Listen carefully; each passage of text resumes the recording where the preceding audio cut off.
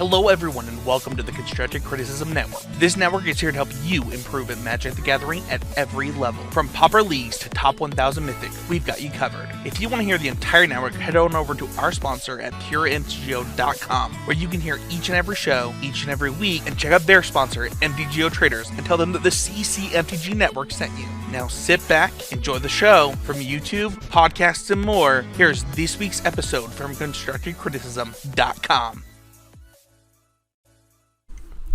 Hello, everybody, and welcome to episode 118 of the Common Knowledge Podcast. I'm your host, Christian, and I'm joined by our co-host, Brad. Hello, everybody.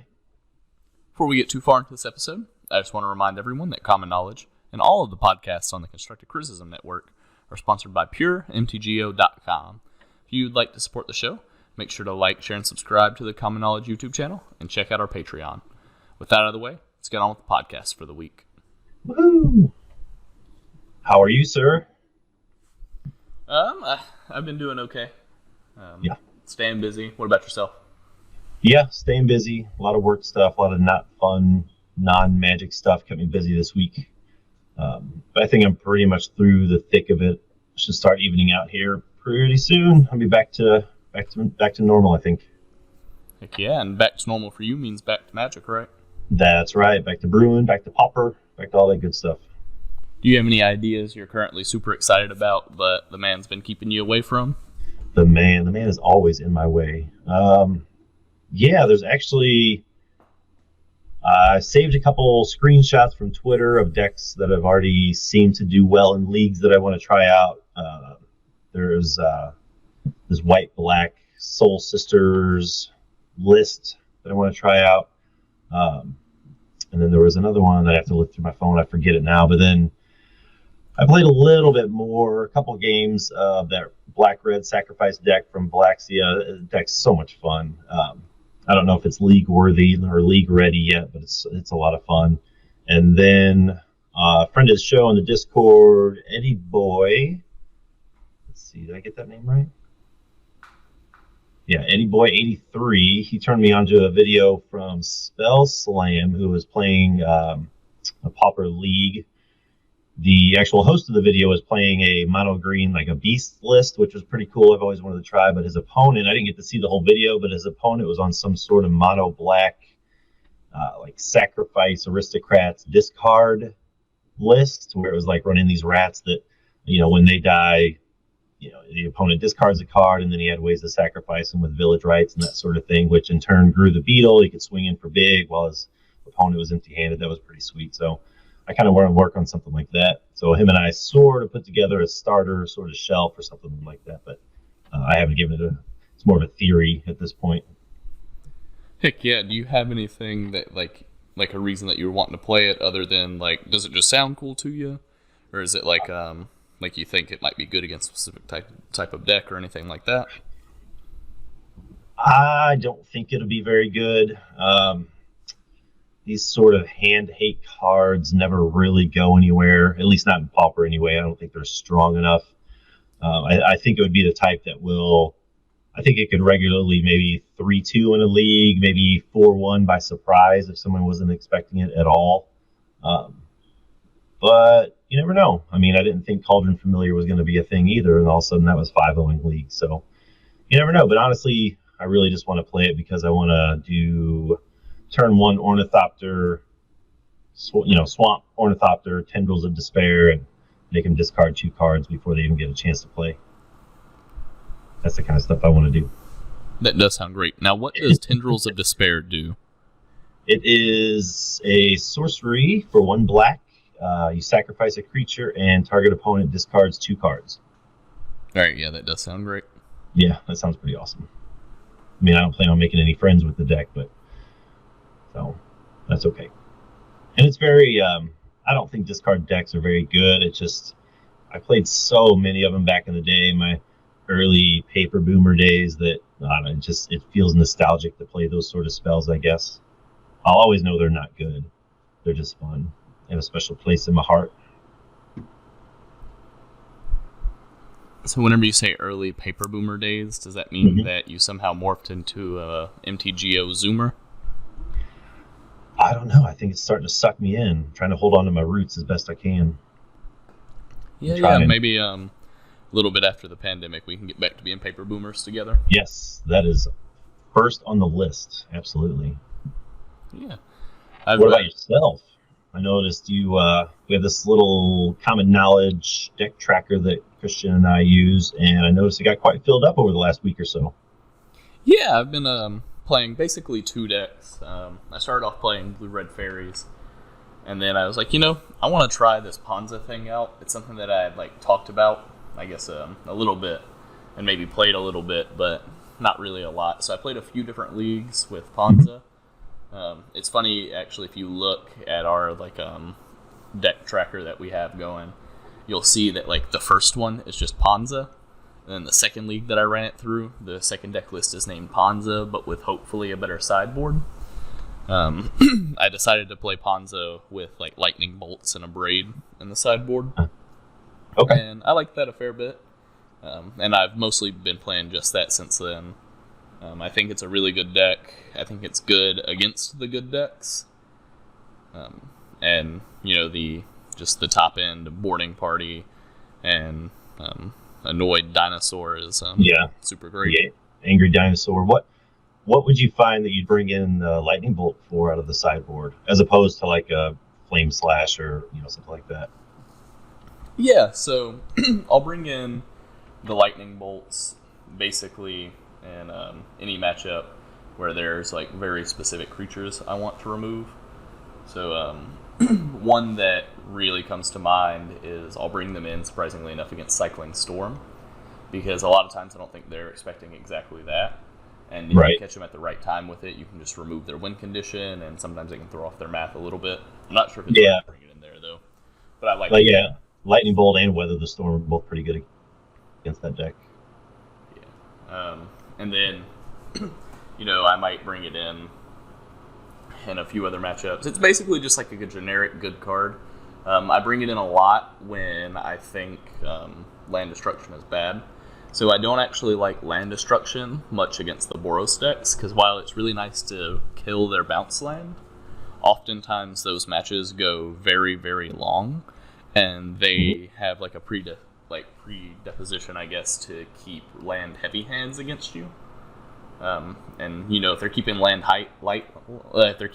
light hands, I think you're winning with or without the land destruction. And if they keep land heavy hands, then I would rather just be able to remove some key cards, maybe a Seeker or something like that. Okay, so you're actually swapping out the land destruction spells for the more removal abrades and lightning bolts and that sort of thing. Yeah, generally. Okay. Well, cool. I know it's in the notes. We're gonna talk about Ponza a little bit later on, but let's see what else. Yeah, looks like you played that in a few leagues, had some pretty good success with it. But still, you kept the main board pretty much the same. It was just the sideboard that you changed throughout. Yeah, I'd seen a few different main decks. There's the Teamer one where you're playing Mole Drifter, and then there's another one where you're playing, I forget what the card's called every time, but it's 5 mana for the green card that makes you the Monarch, and as long as you're the Monarch, it can block multiple creatures. Yeah, Entourage of Trust. Yeah, I have really been going back and forth about which of those are better. But for me, the Mole Drifter sort of keeps up, allows you to go off a little bit better.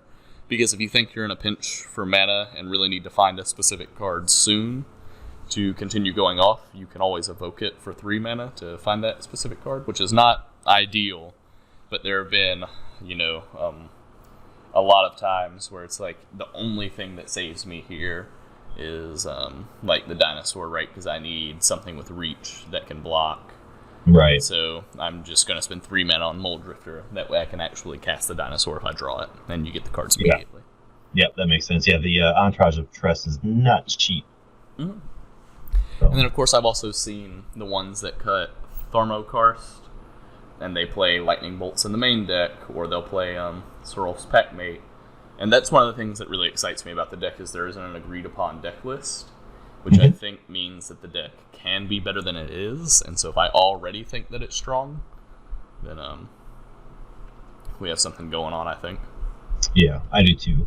I know a lot of people refer to Panza or this specific list as land destruction. I mean, it is. It's got 8 land destruction spells in it, but it's really just a big old fat mana deck.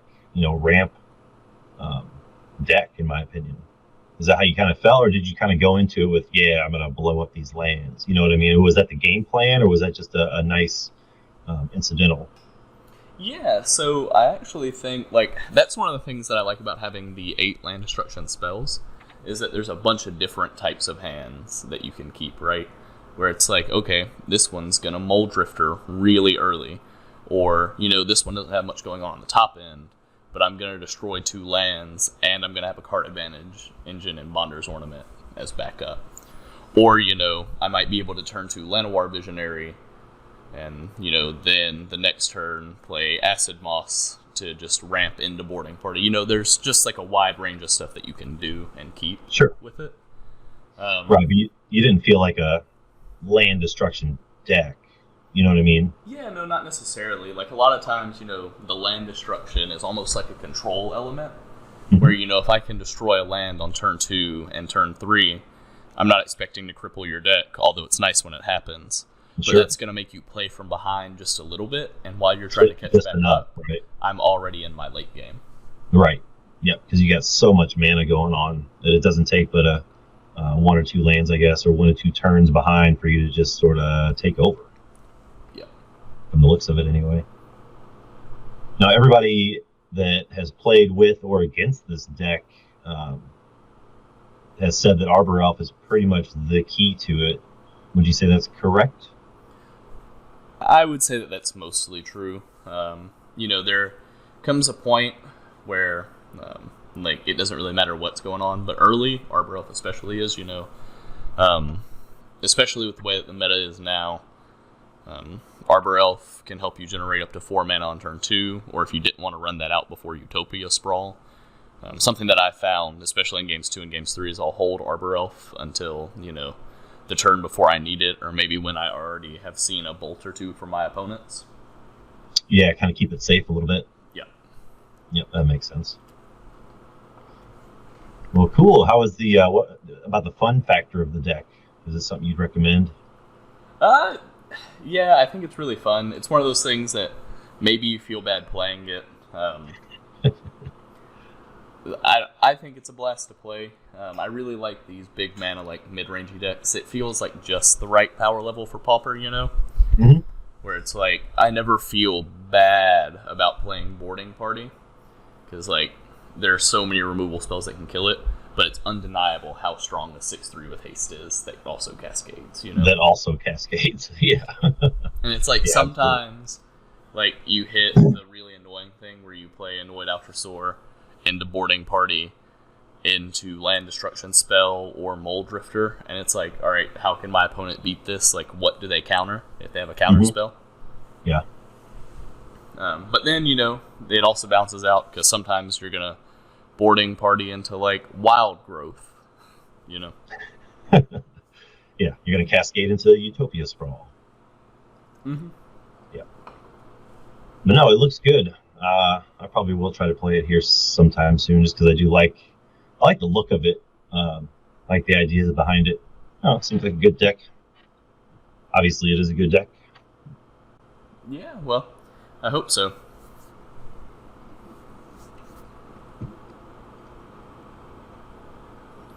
Yeah, anyways, did you want to go ahead and just jump right into our main topic?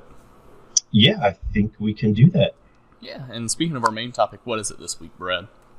We are going over the power rankings for February 2021. We're going to look back on the challenges, put our own math to it, and kind of go over the top 10 decks from the multiple challenges, multiple weekend challenges, and touch on some of the storylines that made them happen, got them the points they got, or explain maybe why they're not as prevalent as they were at one point. Yeah. So before we got into it, I just wanted to say from last time, our methodology has changed. Not much, but a little bit.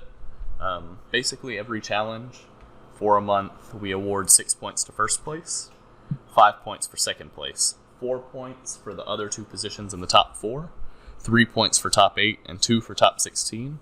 Previously, we were also doing a point for top 32, but we decided to cut that out as a lot of times, you were really getting into the weeds with some of the decks that would show up. Yeah, it really caused a lot of muddy math when you get down there towards, I don't want to say the bottom, but when you get to that 17 through 32nd spot. Yeah. And then for this month, I also opted not to do the first 2 challenges of the month. The reason why is because Kaldheim was released on the 5th, and then the challenges were on the 6th and the 7th. And you might say, but that was like the prime time because all the new cards were being discovered and stuff. To me, that would have muddied the waters a little bit because people, were trying out. I saw a list with, the full 4 mana foretell card that's blue. I forget what it's called all of a sudden. The multiverse, Behold the Multiverse. Yeah, Behold the Multiverse. Yep. And so, it was just like these lists I didn't think could be trusted as much as the other 3 weeks worth of challenges after people got to really test out the cards for a week. Yeah, I agree. That sounds logical. Yeah. But anyways, I guess we can go bottom up if you wanted to go ahead and read off what got 10th place. Yeah, starting here at the bottom in 10th place with 10 points, we have Boggles. Yeah, so Boggles was interesting. I think every time we talk about Boggles, when a new set comes out, we go, this could be a good option for the new set releasing. And I will say that appeared to be the case, as the first 2 challenges the week after Kaldheim came out were the 2 where it scored 8 of its 10 points. Mm-hmm. But yeah, Boggles pulling home 10th place, and then right above that we had Burn with 13 points. Yep, Boggles and Burn, they're totally different decks, but I kind of look at them the same way. Just like you mentioned, when a new set comes out, I almost always expect Burn and Boggles to be near the top of any sort of challenge, just because they're 2 of the most linear decks we have in the format. So when people, like you mentioned, are testing out new cards, or 4 of this card, or 4 of this untested card, it's just nice to get in and jam some games, jam some challenges with these decks that I don't want to say they don't take a lot of thought, but they typically don't get new pieces, so they don't change a whole lot. It's easy. It's more of a comfort zone thing. You just go out there and you grind out some ticks. So I actually expected Boggles and Burn to be a little bit higher on the list, but it makes sense that they're not really. Yeah. Then above that, we actually had a tie in 7th and 8th place by Cycling Storm and Affinity with 14 each, just a point above Burn. Mm-hmm. With Affinity, this is going to be, I think, an issue that we touch on a little bit later after we review all the rankings. But these, sort of beat-down decks, with the exception of, I think, 1, have sort of fallen out of favor, There's not as much slivers as there used to be. Mono green aggro sort of has fallen off. And I would say Affinity, while not always a beatdown deck, certainly fits the same category in my mind. Yeah, that really, specifically of those 3 you just mentioned, Slivers, Affinity, and Stompy. Affinity's, really the only one that really shows up at all, even leagues, challenges. It's always there in some capacity, but I mean, Stompy shows up every now and then, but not at all in the numbers it used to. And then Slivers, I don't know what happened to Slivers. They're just gone. Yeah, I think Slivers scored a total of 2 points. Yeah, 2 points. For the entire month. Yep. Yep. So that would have been two top 32 appearances, basically. Yeah. And then, with Cycling, I don't know whether or not this deck is really good. To me, it's one of those, it's a very, very hard deck to play. Mm-hmm. And I think it's also a very hard deck to play against. And I think it can beat anything and can lose to anything. And that is a bunch of different variables. Yep. That is the epitome of a combo deck. I mean, to me, it's nice that I think it's nice that we actually have a quote unquote legitimate combo deck. Whatever term you want to call it, combo deck. I know there are some people classify Burn or Elves as combo, but this I think is just straight up probably the closest to a combo deck that we have right now, and it's good. You know, it takes a good pilot. It's a fairly strong deck if you're not prepared for it. I'm glad it's in the meta. I thought I saw it appear more throughout the month than we did. I thought it would have ended up a little bit higher, but 5th place isn't too bad, I guess. Yeah, I mean, you know, it got a point in all but one challenge, or at least 2 points in all but one challenge. Yeah, so it did represent every single weekend. It just never placed super high, I guess. Yeah. But I don't know. I think that's a deck that we'll really see arrive at some point. I just don't know when. Mm-hmm. I will say, and I don't know if you agree with this, things appear to move a little bit slower in Pauper than in other formats. Like when a new deck hits the scene, you know, like it might have like a big weekend or two, but then it might fall off and slowly build its way back up. And right now I feel like that's where we're at with cycling, where it's just building back up. Yeah, absolutely. Caleb that pretty much created the Cycling Storm deck. That was right after Ikoria released, and that was almost a year ago right now. And this iteration of the deck is finally just now starting to show up regularly in challenges. But yeah, I think that is very specific to Pauper. Maybe it's just the amount of people we have playing isn't as great as a Modern or Standard or what have you, where the formats get figured out a little more quickly. But yeah, there's definitely something to that. Yeah, I definitely agree. I also want to add as a sidebar, you reminding me that was almost a year ago. It did not make me feel good, man. Sorry. It had to be said. But it did. Then above 7th and 8th place, we had another tie at 5th and 6th place at 17 points between Ponza and Blue-Black Fairies. Yep. Now, I am surprised that Blue-Black Fairy wasn't higher.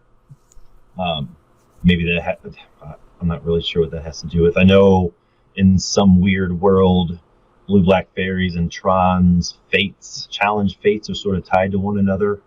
I can never really put my finger on it, but did this position surprise you for either one of these two decks, Ponza or the Blue-Black Fairies? I thought that Ponza was going to be higher.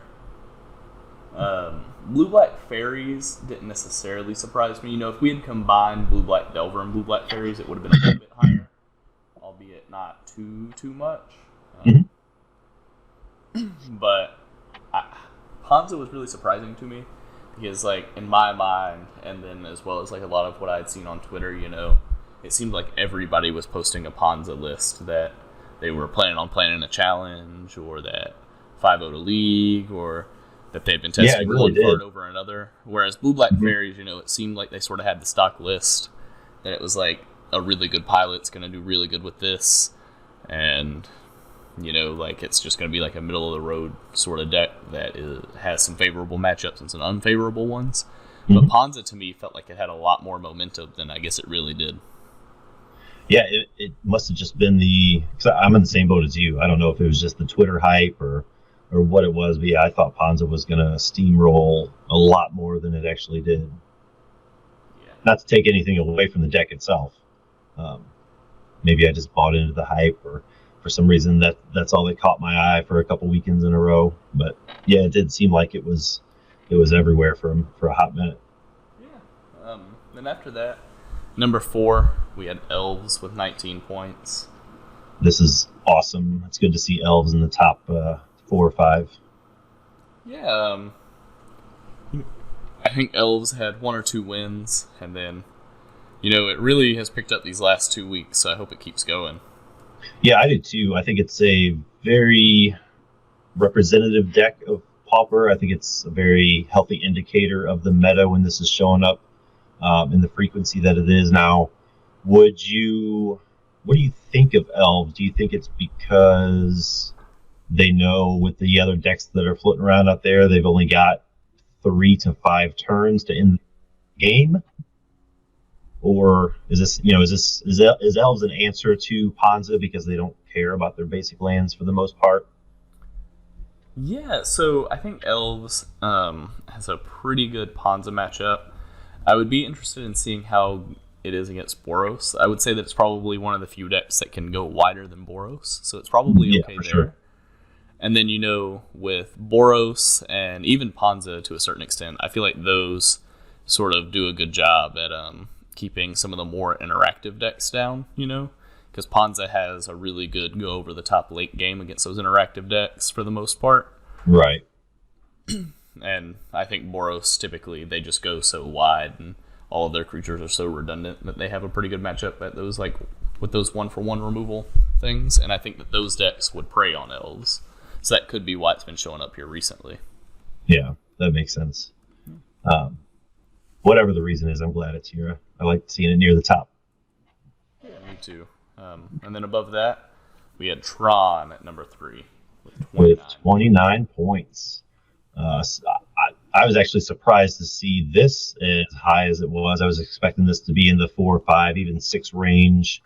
Again, maybe I was just so enthralled by the Ponza hype that I wasn't paying attention to Tron.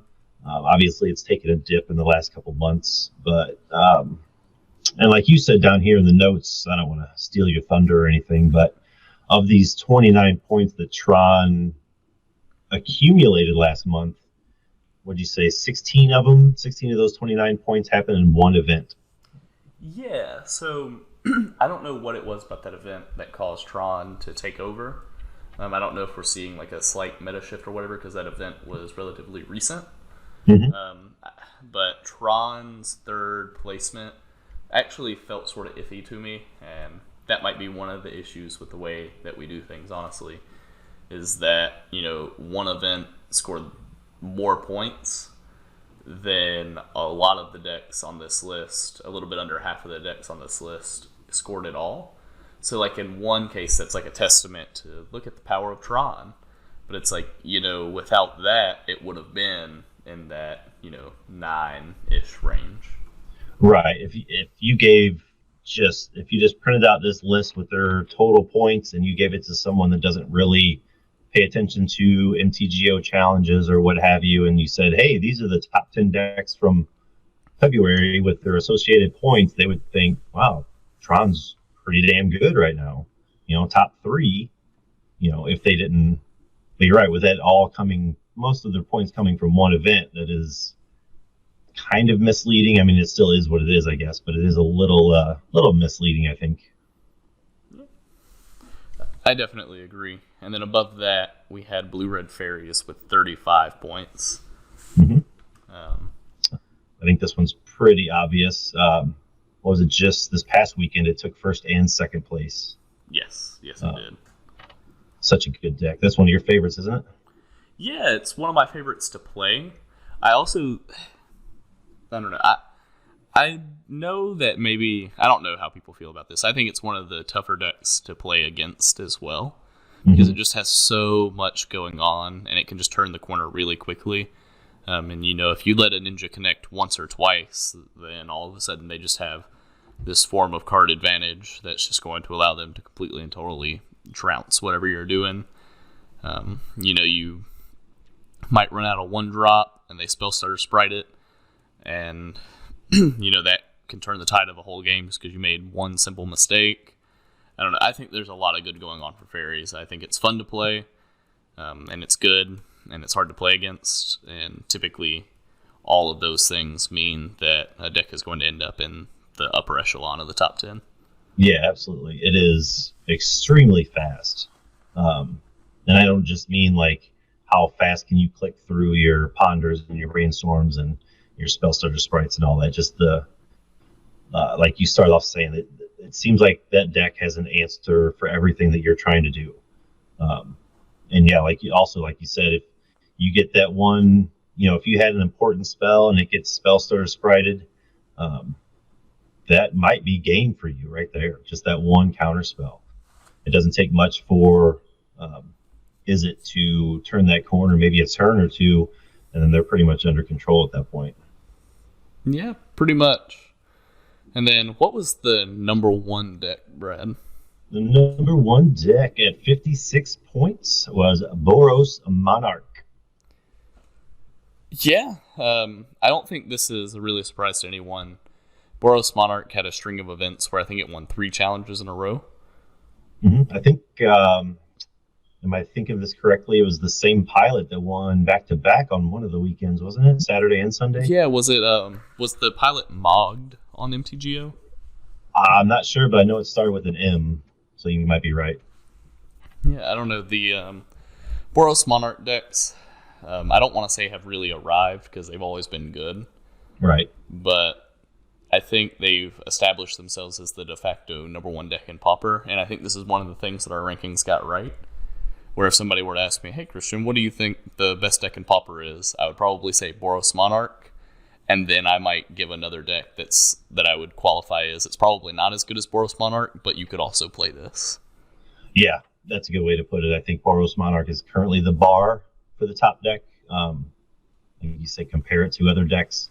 Just looking at the points, pretty much from 10th place to 2nd place, there's anywhere from 3 to 6 points separating the decks, where from Boros to Blue-Red Fairies, there's over 20 points. Yeah. That's a pretty big discrepancy. That just kind of shows you the success that Monarch had, I think. Yeah, and then, if you also look at Boros, it had points in every event. I will say that the last 2 challenges of the month, it only had 2 and 5 points respectively. Mm-hmm. So I'm not sure if that means that it was falling off. It's interesting, though, that it sort of did the inverse Tron. Where as Tron started to come back onto the scene, it started to fall off a little bit. Yeah, I know that it's a weird matchup. I don't know where I was going to go with that thought. It is nice to see it back at the top, though, at least in this power ranking. I know for a while it was sort of a rock, paper, scissors meta over the summer last year, and then it seemed like for a long time, maybe it was just 2020 stretched on forever, but it seemed like for a real long time that Boros Monarch was just nowhere. It felt like it really was nowhere to be found, and now all of a sudden, in the last month or two, it's up there on every Saturday and every Sunday. It's near the top. Yeah, for sure. Do you know why it might have been coming back so strong? No, I really don't. I don't know if because I'm trying to gather my thoughts here. I want to say that before Boros Monarch went on this run the last few weeks, or all of February, what have you, that Blue-Black Fairies was at the top, and I know that Monarch has a pretty favorable matchup against Blue-Black Fairies. So maybe it was just an answer to that, and then they found success otherwise and just kept running with it. That's one of the sort of vague answers I could come up with. I don't know specifically as far as what Boros answers outside of that, but that's about what I got. Yeah, I don't know. For me, it was pretty nice to see Boros being so dominant, honestly. Yeah, absolutely. And the main reason is because I think Boros is a very healthy de facto best deck in the meta. Mm-hmm. I don't think it's a blast to play against, but certainly you never feel bad losing to it for the most part. No, it feels very fair. It doesn't feel like they're overpowering you out of the match or doing anything broken. It's just an excellent mid-range deck that is currently at the top of the meta. Yeah, I don't know. It would be like if Jund was the best deck in another format. It would be right. Even if I personally didn't like playing against Boros in our format or Jund in another format, it'd be like, okay, it's the best deck. That's fine. Yeah, I have no problem with it. It could also be maybe we had an influx of new players and they didn't feel like paying for Blue-Black Delver. And this is just about everywhere you look. Boros is second on the list, you know what I'm saying, of the best decks in the format. And they saw the price tag is half as much as Delver or Blue-Black Fairies and picked it up. Who knows? Yeah, that's a perfectly reasonable thing to assume as well. Yep. I think especially, I don't think the newer versions are really playing Bonder's Ornament at all. And it's right. that cuts the price of the deck in half. Mm-hmm. Just that card right there. And while we're on this, Wizards, please fix the price of Bonder's Ornament somehow. Yes, and Snuff Out, please. Preferably first Bonder's Ornament. I don't know any reason why that should have been a chest-only product, but it was, and it is, and it sucks. Yeah. But at least it's not the $30 or whatever it was when it first came out. That was absurd. Yeah. Now, if you break it down by archetype, I will say that the control and then the aggressive half of mid-range actually tied for total points at 99 each, which is another really nice thing to see. And this is, to me, one of the main reasons to play Pauper, is that control, mid-range, combo, every archetype is really represented well.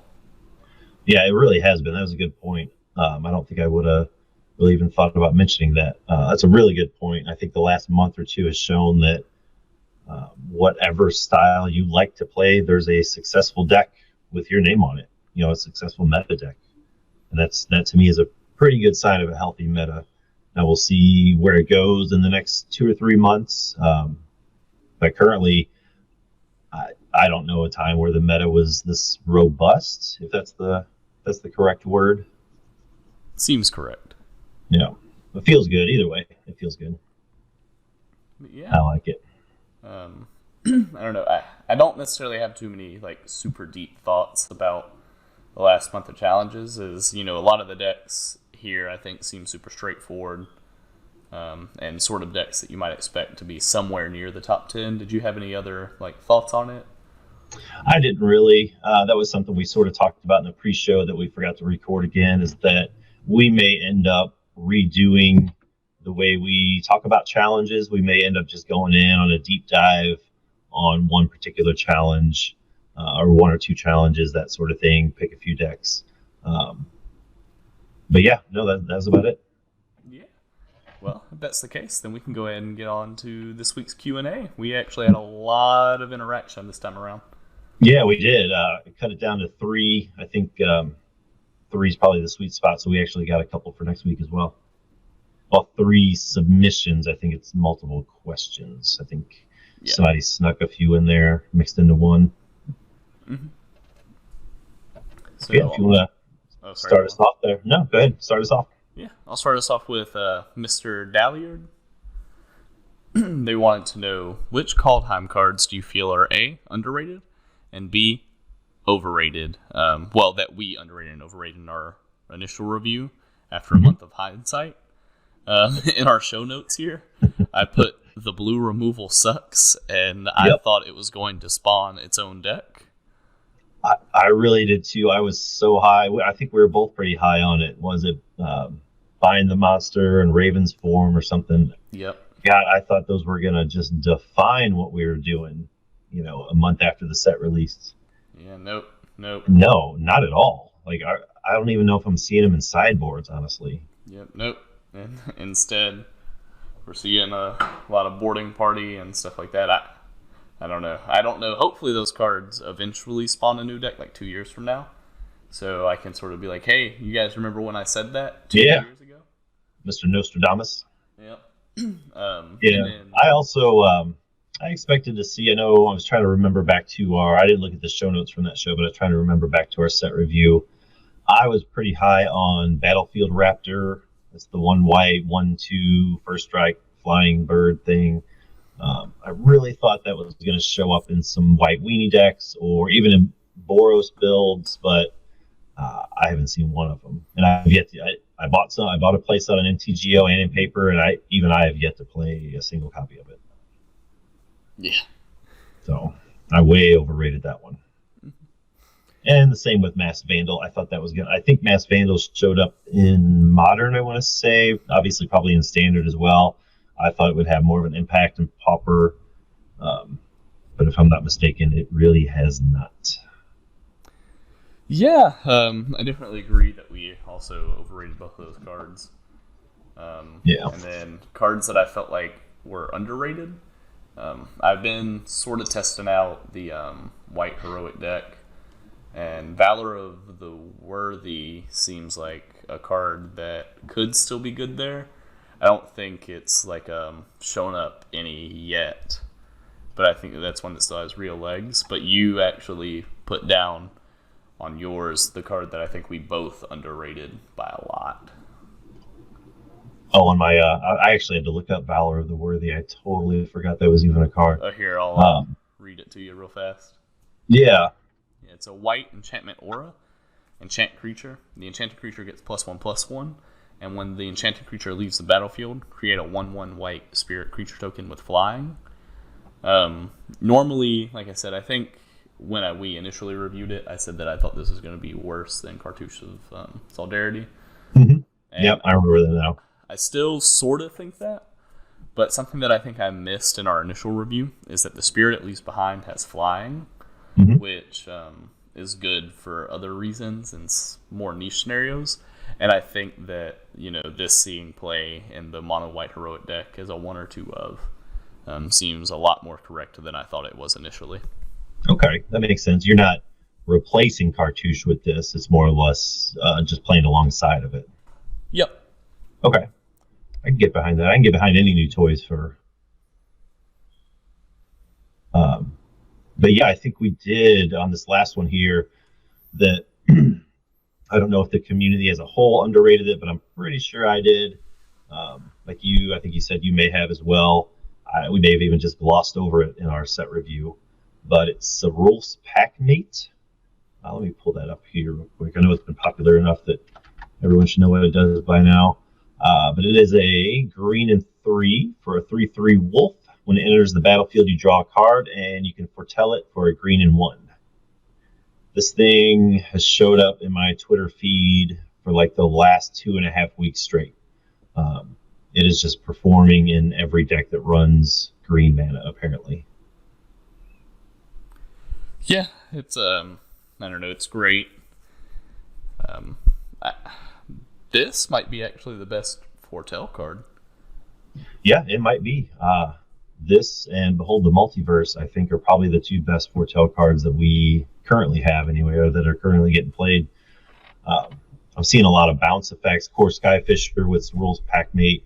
I watched somebody the other day. They journeyed to nowhere, their own pack mate, and then bounced the journey with the Skyfisher. Like, it was this crazy line that it was just nothing but value. I'm not sure why I got off on that tangent, but yeah, it's doing really well. Any deck that can cast it should be casting it right now. So that's all I can say. Yeah. Green does not have a lot of card draw, so we can get on that train, go for it. And it's a 3/3 body, so that's definitely respectable. Well, I definitely agree. Did you want to take our next question? Yeah, this one seems like we have a question from Eddie Boy 83 every week, and we are happy to answer him. He says, short question, what does Stompy need to be good again? I'll let you take this one. I don't know. I do not know either. An entirely new metagame where a good mid-game isn't considered a 7/6 with reach. Not a phenomenal mid-game, just a good mid-game. Yeah, I think that's it. I think it needs... because I think they submitted this question hours ago, and I've been thinking about it ever since. But I think that's probably the right answer. It needs a new metagame, or it needs some new toys, some new creatures, something. It just can't. I think the word I came up with earlier is, at this moment, Stompy is just being outclassed by everything else. Yeah, so it's weird, right? Because it's like the quickness of it has sort of been replaced by these ramp decks. Mm-hmm. And then the resilience beatdown part, it's like has sort of been replaced by all these decks that gum up the board, like Boros Monarch and, to a lesser extent, Elves. Yeah, everything that Stompy was good at has been usurped by better decks. Yep. Which is sad. I like Stompy, but it definitely needs some big shift in the deck itself or the meta itself to be good again. Or at least be consistent again. It seems like literally 4 weeks ago, you and I were discussing whether or not Burning Tree Emissary was the best card in Pauper. That feels so insane now. Oh, things have changed. Okay, what we got here? I guess we have 4 questions if you want to get to them all this week. Oh, yeah. Totally missed the one at the bottom because it was on the next page of our notes. Yeah, I did too. You can take number 3. Yeah. This is by Big Big Goat 420.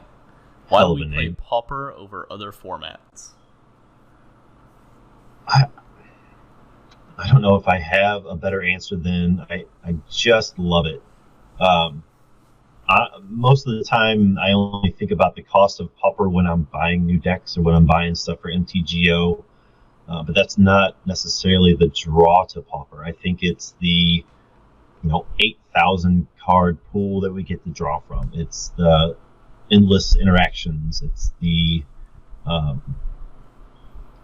promise of brews in every color and every combination and every mana value. I just love everything about it. The games they can be fast, they can be grindy. I don't know. I just kind of love every ancillary aspect of the format, I think. Yeah, I think you summed it up pretty well. I basically, for me, something that draws me into Pauper is that Pauper has relatively underpowered decks compared to other formats, but it also just has some of the most powerful cards in all of Magic, like Counterspell. And that dichotomy, to me, leads to really interesting gameplay and really interesting deck building decisions. Yeah, it really does. Like Brainstorm is sometimes played alongside a 4-mana 3/3. Right. Wow. Yeah. You get a Brainstorm and Cerul's Packmate in the same deck. Yeah. Blue-green mid-range. Let's go. We get all the artifact lands, but Pauper Affinity probably wouldn't stand up to Modern Affinity, where those lands are banned.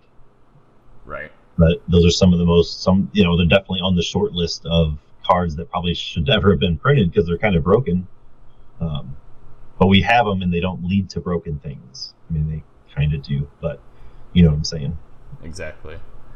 And then I guess you can go ahead and take the last question.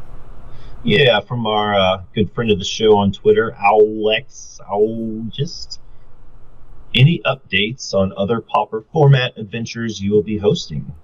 We'll keep this one short. We have in the works. We've talked about hosting arena, probably historic Pauper events, and then I think we're also trying to set up a couple interviews with some people that are way more familiar with that format than I know I am for sure.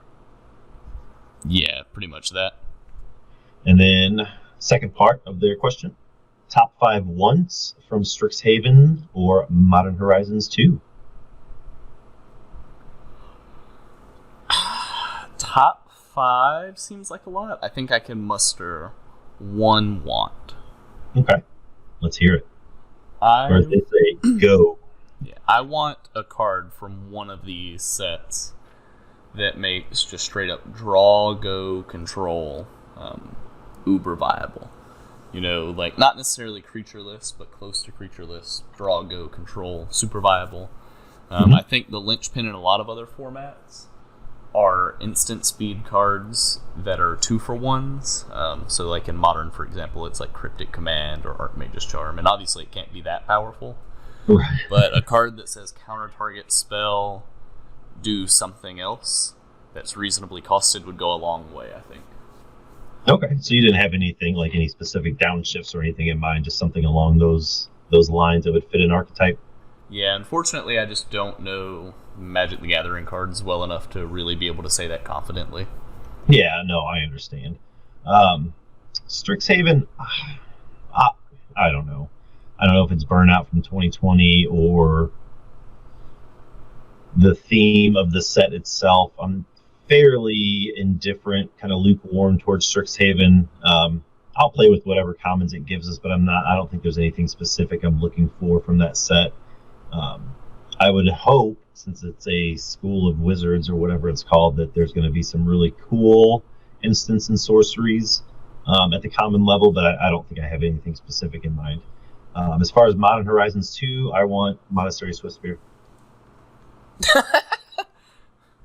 All right, that's it. You actually had the good one. I'll snap agree with that. And then snuck in a part 3 is in real life paper play on the horizon in your area, and if so, what you doing? I genuinely hope in real life play is not on the immediate horizon in my area, and if it is, I will not be attending. Pretty much the same. I know my LGS is still open for events. They're still open for Saturday Pauper nights. I haven't been there in, I guess, close to 14 months now, 12 months, 14 months, because of everything going on. I don't know what sort of crowd they're still drawing, but I know that a few people do show up. The space is bigger.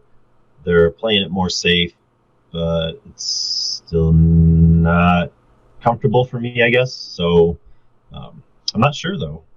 But once it does come back, I'll probably still give it a little while, and then I'll go back and I'll take all my decks and maybe even my cube, and I'll probably spend a whole Saturday night up there just playing paper with all my buds. Yeah. Now, I will say, once all this is over or starts to become more manageable, I'm going to, skip out on my local Pauper community for a week or so, and I'm going to come hang out in yours instead. Yes, you absolutely should. That just came as a surprise to me, but that would be amazing. Heck yeah. I will hold you to that. Yeah. It's not far of a drive. Maybe about 3.5 hours from here. 3 hours. Yeah, maybe 2 if I go fast. Yeah. Anyways, guys, I think that's going to do it for this week's episode of Common Knowledge. Yep. If you guys want to get in touch with us, you can find me on Twitter at JessGuyDad. Brad, where can they find you? On Twitter at Pauper_B or Brad Drac V on MTGO. Or if you guys didn't want to reach us there, you can shoot us an email over at commonknowledgemtg@gmail.com. You could leave a comment down below. Pretty much any way that we said is a great way to contact us with questions about the Pauper format, MTGO, or life in general. Thanks again to our sponsor, PureMTGO.com, as well as the Constructed Criticism Network for letting us be a part of it. And last, but certainly not least, thank you for listening. Take very good care of each other. And never stop brewing.